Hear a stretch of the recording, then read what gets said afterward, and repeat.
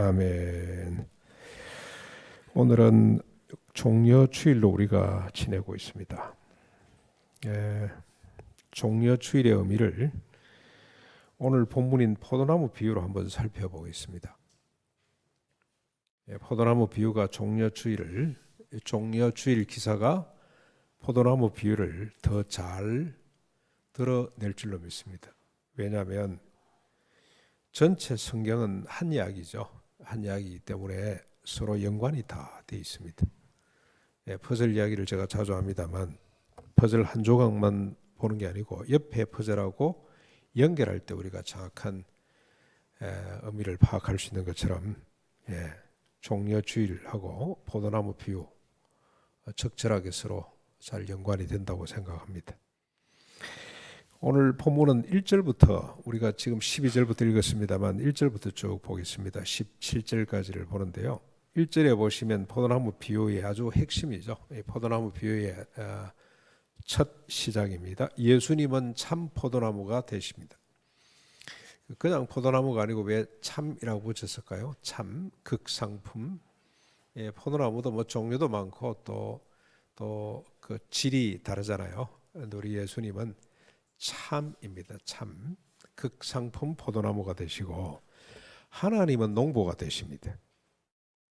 그리고 제자들, 성도들이죠. 오늘 우리들, 제가 우리라고 이렇게 호칭하겠습니다만 우리들은 포도나무에 달려있는 가지입니다. 그게 오늘 핵심 내용이죠. 주님의 교훈은 늘 복잡하지 않습니다. 지극히 단순합니다. 일상 우리 삶의 현장에 있는 것들 이렇게 설명을 많이 하는데 심오한 진리를 이렇게 설명하는데 그냥 간단하게 주님은 포도나무가 되시고 우리는 그 붙어있는 가지이고 하나님이 농부가 되십니다. 포도나무와 가지는 아버지와 아들만큼이나 주님과 우리 사이를 표현하는 적절한 은유라고 생각합니다. 나무가 없는 가지가 있을 수 없고 가지가 없는 나무 또한 있을 수 없죠. 농부가 없는 나무 가지가 있을 수가 없고 나무 가지가 없는 농부 또한 있을 수가 없습니다. 삼일체 하나님과 우리는 서로에게 필연적 관계, 필연적 존재입니다. 그렇기 때문에 하나님이 영광스러운 만큼 우리도 영광스러워야 됩니다. 영광스러워지는 것이 정상입니다. 그래서 우리에게는 존재와 영광에 합당한 책임을 요구하십니다. 그게 2절입니다. 2절. 나무에 붙어 있으면 많은 열매를 나무에 붙어 있으면서 열매를 맺지 못하면 농부신 하나님이 어떡합니까? 그 가지를 제거합니다. 그래야만이 남아있는 가지가 풍성한 열매를 맺을 수 있기 때문에 그렇습니다. 이 농부한테 나무한테 책임을 물을 수가 없습니다. 왜냐하면 농부는 전능하신 하나님이시고 나무는 참 포도나무 되는 이 나무는 예수님이죠. 길이요 진리요 생명이라고 말씀을 하신 바로 그 예수님이기 때문에 나무에게나 농부에게 책임을 물을 수가 없습니다. 이런 나무에 붙어 있어 농부의 보살핌을 받고 있으면서도 길과 진리와 생명을 모르거나 열매를 맺지 못한다면 제거되는 것이 마땅합니다. 괜히 그 장소만 찾아오고 있어도 안 되고 그것 때문에 다른 가지에서 열매를 맺지 못하기 때문에 제거되어야 마땅합니다. 그런데 여러분 우리는 염려할 것이 아무것도 없습니다. 3절을 한번 보십시오. 3절 보시면 우리는 주님이 일러주신 말씀으로 이미 깨끗해졌기 때문이라고 그렇게 기록을 하고 있습니다. 우리가 제거될 것이라고 염려할 필요가 없다 이 말입니다. 깨끗해졌기 때문에 주님 일러주신 말씀으로 이미 깨끗해졌다는 의미가 뭘까요? 여러분들 앞쪽으로 가보면 13장 거기 보면 예수님께서 제자들의 발을 씻기는 장면이 나오죠. 마지막 만찬을 드시면서 주님이 갑자기 수건을 허리에 두르고 대야 물을 떠와서 제자들의 발을 일일이 씻기는데 그때 베드로답게 일어나서 한마디 하죠. 주님 저 발은 절대 씻길 수가 없습니다.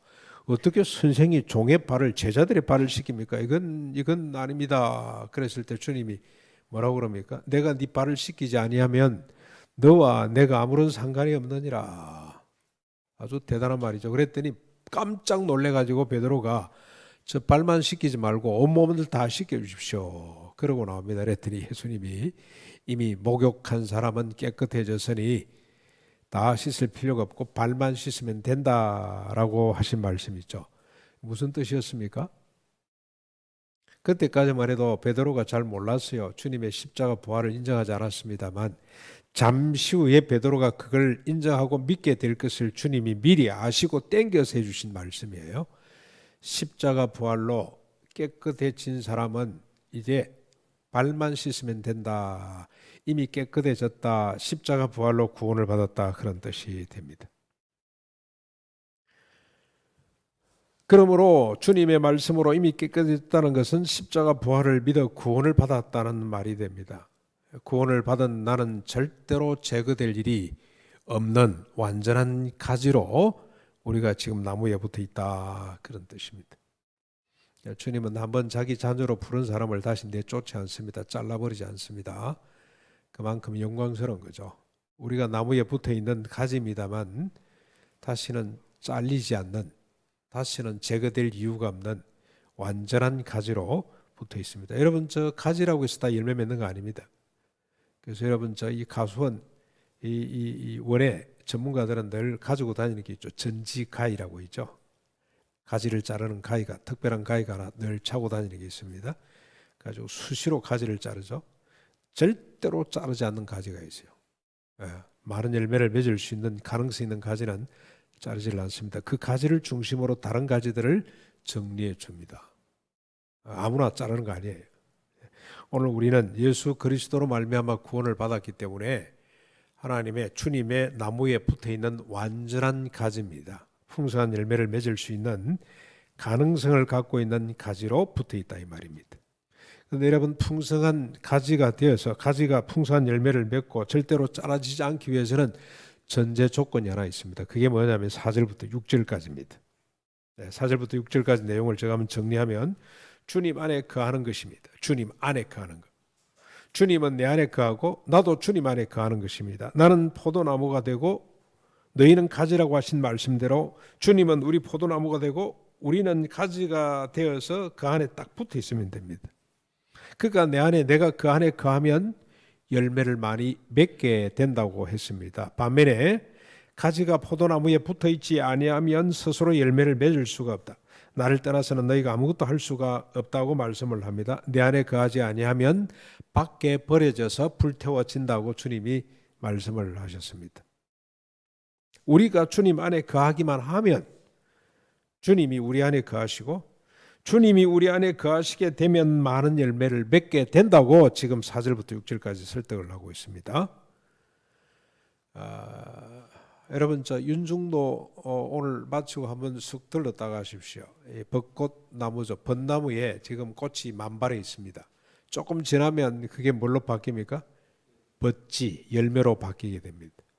나무가 죽은 것, 이 가지가 아무것도 아닌 것 같은데 이 큰 둥치에 붙어 있기 때문에 수백 송이, 수만 송이 꽃을 피우고 벚지를 생산해내는 것처럼 오늘 우리가 주님 안에 거하기만 하면 우리로 하여금 많은 열매를 맺게 해주신다. 우리 가지 같은 우리에게서 많은 열매가 맺게 된다고 주님이 말씀을 합니다. 그러면서 주님은 우리가 어떻게 주님 안에 거하는지, 주님 안에 거한다는 것이 무슨 말인지를 설명을 또 하고 있어요. 그게 여러분 7절 말씀입니다. 우리가 주님 안에, 주님이 우리 안에 거한다고 하는 이건 무슨 말인가? 나무가 가지가 나무에 붙어 있다는 이게 무슨 뜻인가를 주님이 7절에서 밝히고 있는데 뭐라고 말씀을 합니까? 너희가 내 안에 거하고 내 말이 너희 안에 거하면 무엇이든지 원하는 대로 구하라. 그리하면 이루게 될 것이다. 주님이 우리 안에, 우리가 주님 안에 거하는 방식은 말씀입니다. 주님은 말씀으로 우리 안에 거하시고 우리 또한 주님의 말씀으로 주님 안에 거하게 됩니다. 주님 말씀은 뭐죠? 그동안 주님이 하신 모든 말씀들이죠. 이야기하신 것, 때로는 이야기식으로, 때로는 그냥 명령식으로 또는 비유를 들어서 수많은 말씀을 하셨는데 그 말씀 안에 거하면, 그 말씀을 듣고 그 말씀 가운데 살려고 노력하게 되면 우리가 주님 안에, 주님 우리 안에 거하는 이런 놀라운 역사가 나타난다는 겁니다. 그런데 이렇게 주님 안에 거하는 자에게 권세를 주셨죠. 특권을 하나 주셨습니다. 무엇이든지 원하는 대로 구하라. 그러면 이루리라고 하신 말씀입니다. 무엇이든지 기도하는 대로, 내 말이 너희 안에 있고 너희가 내 말 안에 거하게 된다면 무엇이든지 기도하는 대로 응답받게 된다는 거죠. 그런데 여러분, 이런 말씀 가운데 거하면서 기도하는 게 뭘까요? 어떻게 기도하는 걸까요? 내 욕심, 내 필요를 주님 앞에 간구하는 것이 아니라 우리 안에 있는 주님 말씀대로 살게 해주십시오. 주님 말씀이 나를 통해서 실현될 수 있도록 해주십시오. 그렇게 기도하는 거죠. 그런 기도를 주님께서 응답해 주신다는 겁니다. 그래서 여러분, 이를 두고 아주 재미있는 표현을 했습니다. 능동적 선택이 아니라 수동적 묵종, 조용히 따르는 걸 말해요. 성도의 기도는 능동적으로 내 것 필요를 막 하나님 앞에 달라고 떼서는 것이 아니고 이미 내 안에 들어와 있는 주님의 말씀대로 살게 해주십시오 라고 조용히 바라보는 것, 그게 기도입니다. 성경 읽기도 마찬가지입니다. 여러분, 성경을 자꾸 착각을 하시는데 내가 성경을 자꾸 해석하려고 덤비들면 안 됩니다. 실패합니다. 내가 성경을 자꾸 읽고 해석하고 적용하고 이러려고 그러면 안 돼요. 우리는 한계가 있습니다. 우리는 가지에 지나잖아요. 성경 말씀이 나를 읽고 나를 해석하고 나를 찌르고 쪼개고 그래서 하나님의 형상으로 빚어가는 거지. 그걸 여러분 수동적 성경 읽기라 그러죠. 렉시오 디비나죠. 어려운 말로 하면 하나님 말씀을 수동적으로 읽어내야 되지, 하나님 말씀이 능동적으로 우리를 찌르고 쪼개고 하도록 만들어야 되지. 우리가 자꾸 하나님 말씀을 찌르고 쪼개고 내 입맛에 맞는 대로 해를 치려고 그러면 뭐만 남겠습니까?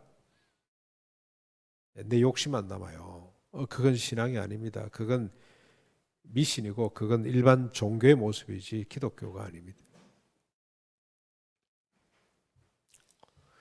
자, 이제 여러분, 우리 주님은 우리 안에 말씀으로 거하게 되는데 주님의 말씀이 무엇인지가 중요합니다. 그렇죠? 여러분, 하나하나 이게 이제 쌓여가야 됩니다. 주님이 우리 안에, 우리가 주님 안에 있으면 많은 열매를 맺죠. 그런데 우리가 주님 안에 어떻게 같이 있는다 그랬습니까? 말씀으로 우리가 연합이 되는 겁니다. 말씀이 내 안에 있고 내가 말씀 가운데 거하는 겁니다. 그렇죠? 자, 그런데 이 말씀의 내용이 뭐냐? 주님이 우리에게 그동안에 하신 말씀의 핵심 가치, 핵심 내용이 뭔지를 설명을 합니다. 9절부터 12절까지인데 12절을 먼저 한번 보시면 내 계명은 곧 내가 너희를 사랑한 것 같이 너희도 서로 사랑하라는 것이라. 우리 안에 거하시는 하나님의 말씀, 주님의 말씀, 우리가 들어가 있어야 될 주님의 말씀의 핵심은 사랑하라는 겁니다. 내가 너희를 사랑한 것 같이 너희도 서로 사랑하라고 하는 말씀입니다. 예. 여기 이제 9절부터 11절까지 이렇게 말씀하신 근거가 뭔지, 그 모형이 뭔지를 설명을 하는데 9절에 보면 아버지께서 나를 사랑하신 것 같이 나도 너희를 사랑하였으니 나의 사랑 안에 거하라. 10절에도 보면 내가 아버지의 계명을 지켜 그의 사랑 안에 거하는 것 같이 너희도 내 계명을 지키면 내 사랑 안에 거하게 될 것이다. 아버지가 나를 사랑한 것 같이, 내가 너희를 사랑한 것 같이 너희도 서로 사랑하라, 이 말이죠. 같이, 이 말은 그걸 모범으로 삼고 너희들이 본받고 따라오라, 그 말이 아닙니다. 같이라는 말은 때문에라고 하는 게 맞아요. 내가 아버지가 나를 사랑하셨기 때문에 내가 너희를 사랑하고, 내가 너희를 사랑했기 때문에 너희도 서로 사랑하고, 무슨 말입니까? 하나님의 사랑이 내한테 주어져서 내가 너희를 사랑한 것처럼 내 사랑이 너희에게 주어졌으므로 너희도 사랑하는 것이 합당하다고 그렇게 말씀을 하고 있는 겁니다. 원래 사랑은 내게 아닙니다. 하나님께서 나한테 주신 거고 나를 통해서 전달되는 것이 사랑이지 내가 내놓는 사랑 아니에요. 그래서 서로 사랑하는 겁니다.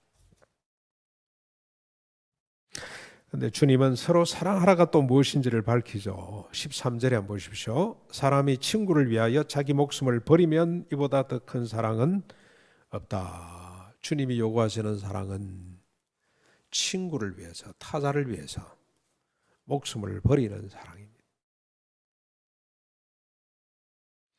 여러분, 이건 한두 번 말씀한 게 아니고 12장에도 말씀하시고 13장에도 말씀하시고 지속적으로 말씀하는 거죠.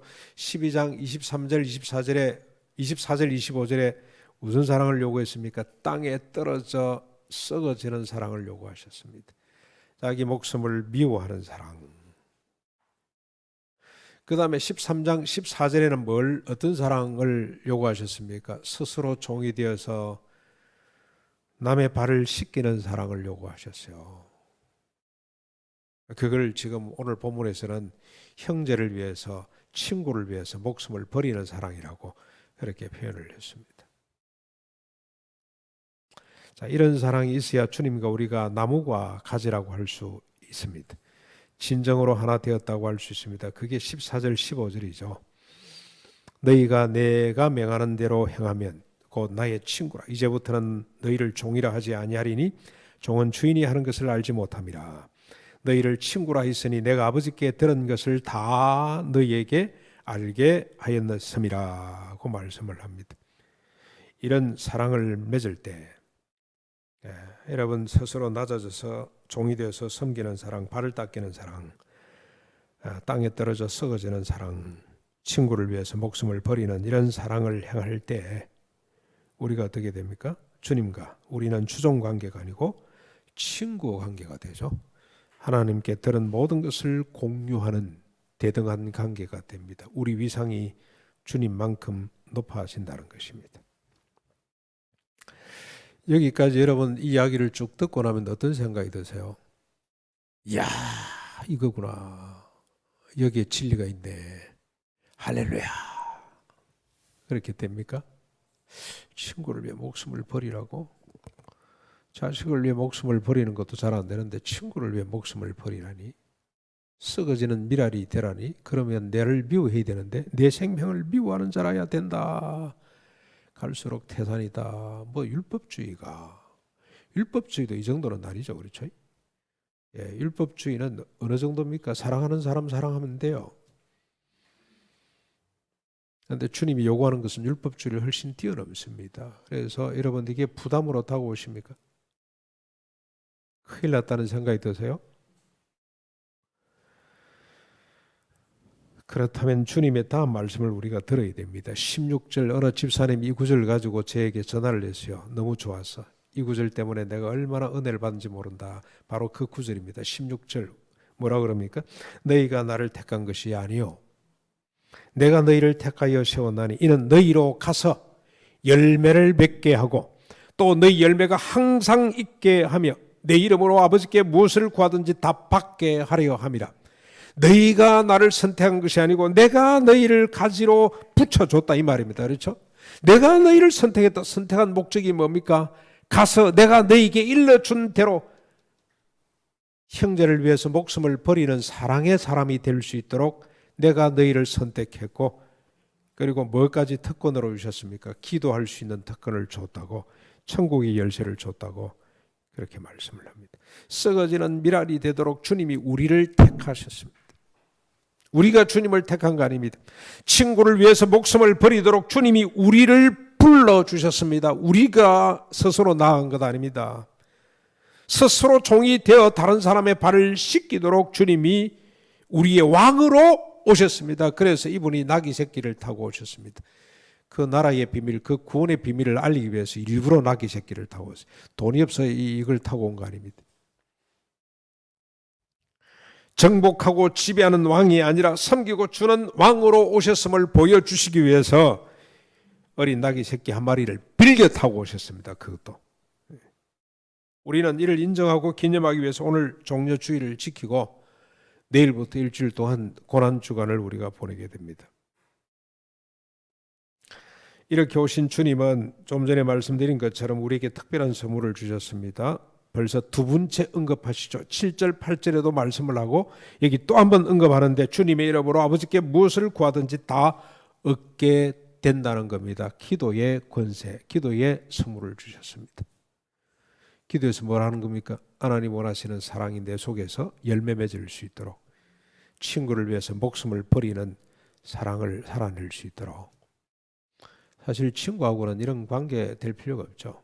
남편을 위해서, 자식을 위해서 내 목숨을 버릴 수 있는 이런 사랑의 사람이 될 수 있도록 하나님 우리에게 특별한 채널을 하나 주셨는데, 사랑의 주인은 주님이시라. 그게 기도하는 겁니다. 그런데 여러분, 이 기도가 얼마나 중요한지 주님은 벌써 여러 차례 사역 초기에 주님이 한번 말씀하셨죠. 거기 보면 너무 멋있게 비유를 들어서 주님이 설명을 했습니다. 구하라 주실 것이요, 찾아라 찾을 것이고, 문을 두드리면 열릴 것이다. 아들이 생선을 달라는데 뱀을 줄 부모가 있냐? 아들이 떡을 달라는데 옛다 이놈아 돌멩이 먹으라 줄 부모가 있냐? 세상의 부모들도 좋은 것을 오고 자식에게 줄 아는데 하물며 너희 하늘 아버지께서 구하는 자에게 좋은 것을 주시지 않겠느냐? 그런데 여러분, 좋은 것이 뭡니까?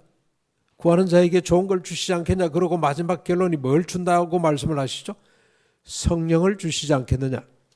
그 누가복음 11장이고요. 자주 제가 말씀드리죠. 마태복음 7장에는 그걸 다르게 해놔놨어요.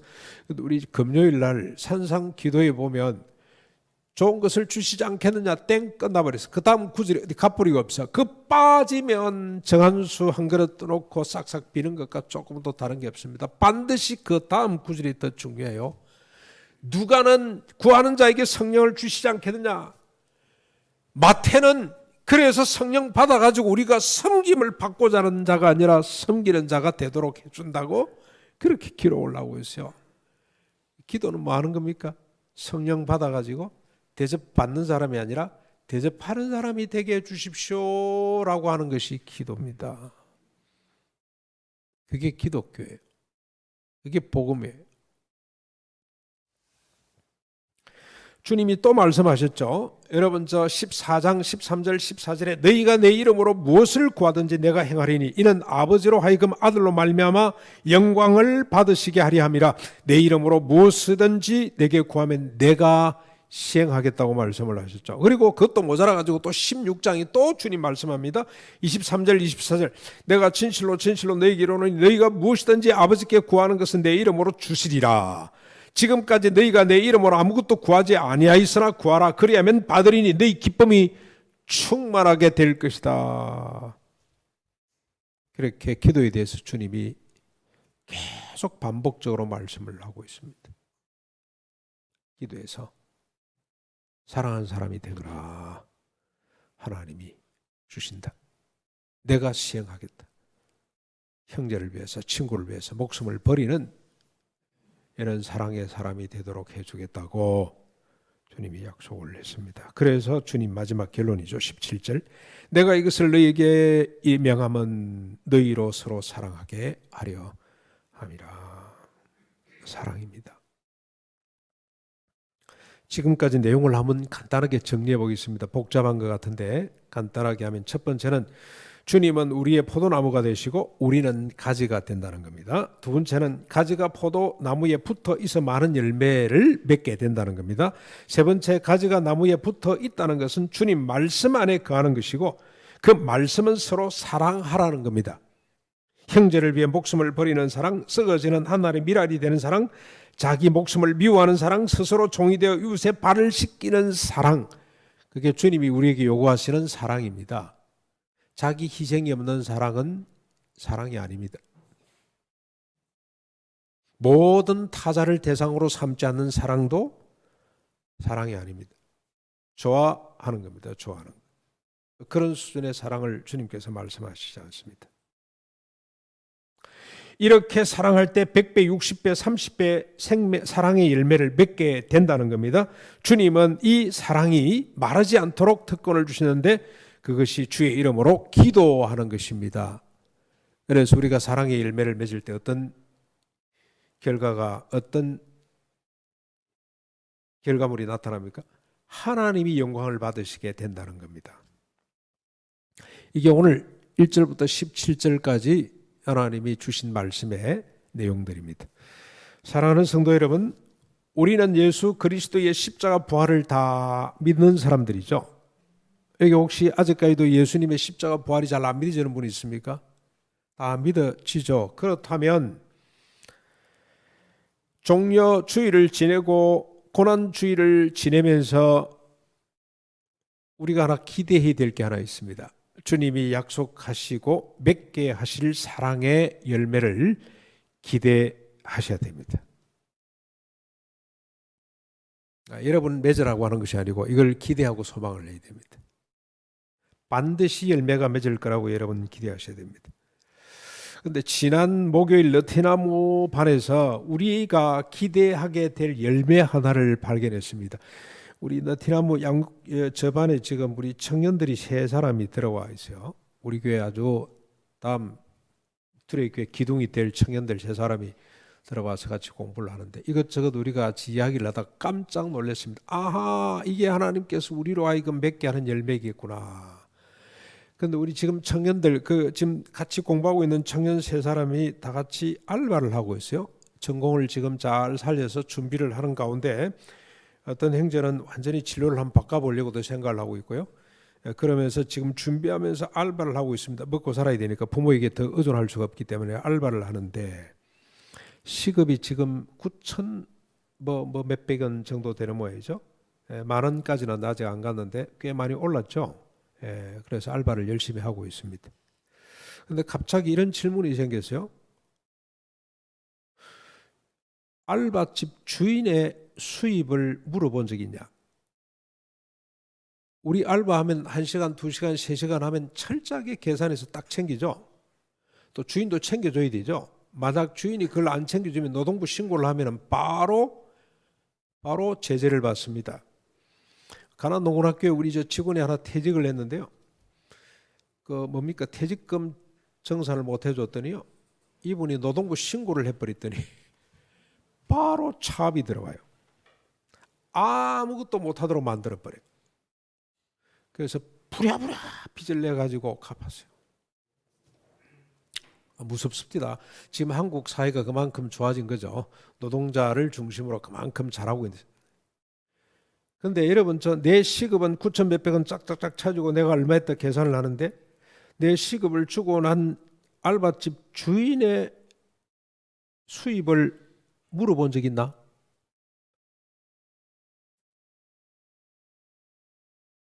없어요. 그렇게 물어봐야 된다는 생각을 해본 적이 없다고 그러더라고. 우리가 숙제를 냈습니다. 이번 주에 가서 반드시 주인한테 수입이 얼마인지를 물어보자. 수입이 생각보다 많으면 조금 더 주세요. 그러고 주인이 우리 것 다 챙겨주고 나니 한 달에 자기 일당도 못 받아 간다고 하면 어떡할 거냐? 자르자. 시급 6천으로 낮추든지 아니면 내 거 가지고 주인님 이번엔 너무 수입이 적어졌는데 같이 나누시죠 하고 돌려드리자. 좀 일부. 그게 사랑입니다. 그게 사랑이에요. 그게 우리 안에 계시는 성령님께서, 우리 안에 계시는 주님께서 맺어내려고 하는, 우리를 통해서 맺으려고 하는 사랑입니다. 만약에 그런 사랑을 실천하면 주인이 어떻게 하겠습니까? 그날 집에 돌아가서 주인이 울 겁니다. 조업원들, 알바생들 알바비 맞추고 나니까 보통 여러분 한국에서 주로 은퇴하면 뭘 합니까? 은퇴하면 주로 음식 요식 하죠. 예? 그러면 5년 안에 얼마가 사라지는지 2021년, 2000년, 2020년, 2021년 국회 보고된 벤처 산업부 있죠. 벤처 산업부입니까? 뭐 부입니까? 박 집사님. 거기 보고서가 올라와 있는데 5년 만에 사라지는 비율이 78%입니다. 78%, 80% 가까이 돼요. 그런데 음식업은 주로 이제 음식업에 우리가 지금 알바를 많이 하는데 음식업은 80%가 없어져요. OECD 국가 가운데 가장 높습니다. 비율이. 5년 안에 다 망해요. 그래서 장사똥은 개도 안 먹는다는 말이 있어요. 오늘 기독 청년들이 그 집에 알바를 하면서 주인의 수입을 살핀다면 그 주인은 집에 가서 울 겁니다. 아, 그래도 내가 참 살아볼 만하다. 이런 우리 알바생이 있다는 것이 얼마나 참 감사한지 모르겠다. 내가 그 돈 받을 수 없다. 니 다 가져가라. 그러고 자기가 망해도 이 사람은 위로가 되고 기쁨이 있을 겁니다. 그러면서 생각할 겁니다. 대간절 그 청년이 그 아이가 어째서 이런 생각과 이런 행동이 가능하지? 그래서 다음날 되면 조용히 물을 겁니다. 잠깐 기다려보거라. 민수야 잠깐만 다 맞추고 난 뒤 네 어째서 이런 생각을 하게 되노? 그럼 민수가 뭐라 그럽니까? 저 안에 계신 주님이 저에게 감동을 주셔가지고 제가 그렇게 했습니다. 나도 수입이 필요하지만 사장님도 수입이 있어야 집에 가서 처자식을 먹이고 할 거 아닙니까? 내 것만 따박따박 챙기고 사장님 걸 안 챙기가 되겠습니까? 저는 양심상 그럴 수가 없습니다. 주님이 그걸 기뻐하시지 않는 것 같습니다. 그러면 그분이 네가 섬기는 하나님 진짜인 것 같다. 하나님의 영광이 그렇게 나타나게 되는 겁니다. 얼마나 간단합니까? 이 사랑의 열매를 맺도록 주님께서 우리를 불러주셨습니다. 그래서 여러분 마지막으로 16절 17절 우리 같이 한 목소리를 읽고 마무리를 하겠습니다. 우리 같이 읽어보겠습니다. 시작. 너희가 나를 택한 것이 아니요 내가 너희를 택하여 세웠나니 이는 너희로 가서 열매를 맺게 하고 또 너희 열매가 항상 있게 하며 내 이름으로 아버지께 무엇을 구하든지 다 받게 하려 함이라. 내가 이것을 너희에게 명함은 너희로 서로 사랑하게 하려 함이라.